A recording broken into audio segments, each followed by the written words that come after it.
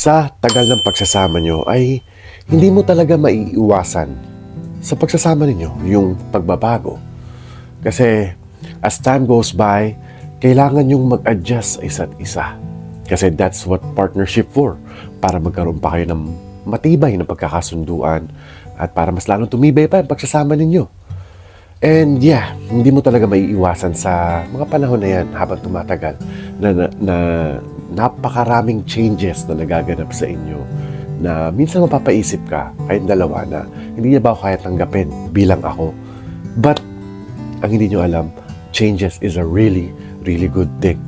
Changes, ang pagbabago ay napakaganda sa isang relationship. But sometimes mapapaisip ka, hindi pa klaro sa utak mo na talaga bang mahal ako nito? Kasi nga, sumasayad sa utak mo na hindi niya ako kaya tanggapin bilang ako. Bakit kailangan pa ng mga pagbabago na ganito? So, ngayong araw na to, I got you on this video. Ngayong araw, pag-uusapan natin yung mga clear signs na kung mahal ka ba talaga ng isang lalaki. At yan, kung bago ka lang po dito sa ating channel, ay sana i-like mo muna tong video natin. And also, bago mo ako iwanan, mag-subscribe ka muna sa channel. And also, do not forget to turn on your notification bell kasi nag-upload tayo ng 3 to 4 videos every week. Napakarami po yan. At sa kalagitnaan po ng ating video ay meron po tayong shoutout section. Yan, at kung saan ay binabati po natin ang ating mga mahal na subscribers na nagpabati since last week or maybe 2 weeks ago. So yeah, without no more further ado, let's go to our main topic for today. Mga clear signs na mahal ka talaga ng isang lalaki. Number 1 is yung performance niya sa kama sa tagal ng panahon na hindi pa rin nagbabago. Yeah. Kasi, ito girls sa sobrang tagal kasi ng pagsasama ay yung lalaki nagkakaroon, kami mga lalaki, ito I will admit it on behalf of other guys, nagkakaroon kami ng, let's just say, comfortable position na it turns out sa ibang tao, let's just say sa mga kagaya ko, sinatawag kong laziness, katamaran. Di ba? Wala na siyang ibang ine-explore sa'yo, wala na, mga kay ganun na lang. Which is good sometimes, pero kung ang lalaki ay willing to explore at consistent siya sa performance niya, hindi mo siya nakikita ng katamaran when it comes to bed. Kasi nga, di ba, diyan dumarating yung magsasawa na ba sa akin to, yung mga ganun. Diyan pumapasok yung mga usapan na yan, di ba?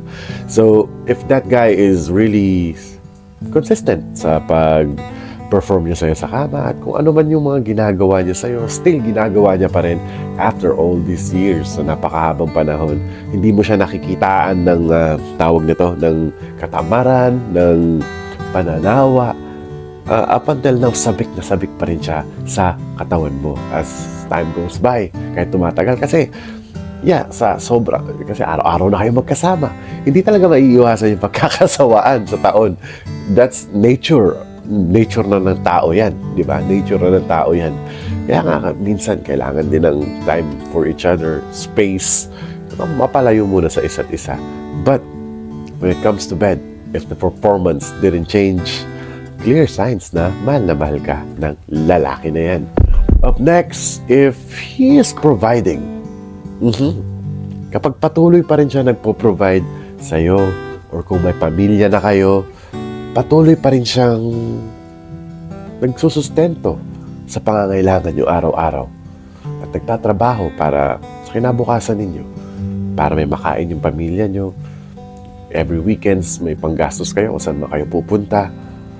If that guy is doing that consistently, ito lang naman kasi main point ng video na to, if the guy is so consistent sa mga traits na to, okay? Kapag siya ay consistent sa mga bagay na sinasabi ko na to. So, providing is number 1. Kasi, that is the most need. Kasi ako yung number 1 believer talaga na yung babae dapat di na nagtatrabaho. Dapat masaya na yung babae sa bahay. Doon na lang siya kasi as a man, hindi ako naniniwala talaga na masaya yung babae sa trabaho. Hindi. I know the workforce, napaka-stressful and ayoko mangyari sa partner ko someday maranasan niya yung stress na yun. ako na lang may stress dapat. Ganon. Kaya, if that guy, I really believe in providing 101. Kailangan, hindi 50-50, hindi. Naniniwala talaga ako na a man should provide. So, if that man is providing to you consistently up until now, sa napakatagal na panahon that's a clear signs na mahal ka ng lalaki na yan. Up next, if that guy is accepting your past. Yeah. Kasi sa paglitaw ng mga napakaraming content na nakukonsume natin ngayong araw na to ng mga, let's say, toxic masculinity, di ba? May mga mga sinasabi ng mga lalaki na you care about our future, we care about your past. Ganun yung sinasabi nila, di ba? But it's a different story kasi I think high value male lang yung may karapatang magsabi nun. Yung may mga billion-billion ng pera na may option na sila para mamili kung sino yung gugustuhin nila sa buhay nila or magparami ng kung sino-sinong gustong kasama nila. Kung gusto nila, 3 asawa nila. Sila yung may kapangyarihan mag-dictate ng mga gano'n. Pero tayo mga simpleng mamamayan lang we believe still in love, di ba? So, accepting the past as a man, yung lalaki na nag-accept ng past mo, he believes na people make mistakes, di ba? Lahat ng tao nakakagawa ng mali in the past. So, it's also a process of learning, di ba? Para matuto tayo sa mga pagkakamali natin. So, but if your man is like using your past para, di ba? Para matalian ka sa leeg. Di ba? May mga ganong kasing senaryo na parang gagamitin ng lalaki yung past ng mga babae para, di ba, para maging bumaba palalo yung tingin ng babae sa sarili niya. Yung mga ganong tipo bagay. It's like may term tayo dyan gaslighting, parang ganon. Parang ganon. Parang manipulation, gaslighting, mga ganon. So, but if you found a guy na tinanggap yung mga nakaraan mo, di ba? Napakaswerte mo na sa lalaki na yan. So, that's a clear signs na mahal ka ng lalaki na yan if he accept your past. At bago tayo tumungo sa ating next topic, ay babatiin muna natin ang ating mga mahal na subscribers na nagpapa-shoutout since last week na sina Flora Paudel in Nepal. Yan, Flora Paudel in Nepal. Subscribe nyo yung channel niya, Flora Paudel in Nepal. Kay Imelda Diaz, kay Toto Shai ng Kuwait, kay Arlene Sitdogan, kay Adeline Kitor Kapada ng Kuwait, kay Ashley ng Saudi Arabia. Yan, hello po. Kay Melanie Sarsadilla ng Taiwan, kay Luisa Villarin ng Iligan City, kay Jocelyn Jockson ng Manila, at happy birthday kay Cecil Millares Nazarea sa March 29. Yan, birthday ni Cecil Millares Nazarea from Edita Flores. Binabati ka ni Edita Flores sa Cecil Millares Nazarea. Happy birthday po. At kung gusto nyo rin po mapasama sa ating shoutout section ay mag-comment lang po kayo down below, di ba? Para pasama kayo sa ating next week. Kasi Saturday ko sinusort out yan para next week mapasama kayo sa mga shoutout natin. Kaya as soon as possible, just keep on commenting your greetings and everything. Kahit ano man yan, under the sun, babatiin po natin yan. So, just keep on commenting and also like the video. Huwag yung kakalimutan, ha? Hindi nyo nila-like yung video minsan pag nanonood kayo. So, yeah, without no more further ado, let's go back to our topic. Mga clear signs na mahal ka talaga ng isang lalaki. Up next is, he is willing to teach you to be better. Yeah. Kasi, okay. Kasi minsan yung mga babae, it got mistaken by their eyes kapag tinuturuan sila ng lalaki. It comes out minsan na nasasabi ng babae, ay, nagmamagaling na naman to. Nagmamagaling ka na naman. But, girls, always remember, nature na ng lalaki, yung leadership. Okay? We feel respected if you respect our leadership. And a part of that leadership is teaching. Diba? We're teaching you for your better. Para, di ba, kasi kami mga lalaki, alam namin yung iniisip ng kapwa lalaki, if you know what I mean. Alam namin yung iniisip ng kapwa namin lalaki. Kaya minsan, may mga foul na bagay. Minsan foul na nga yung sinasabi.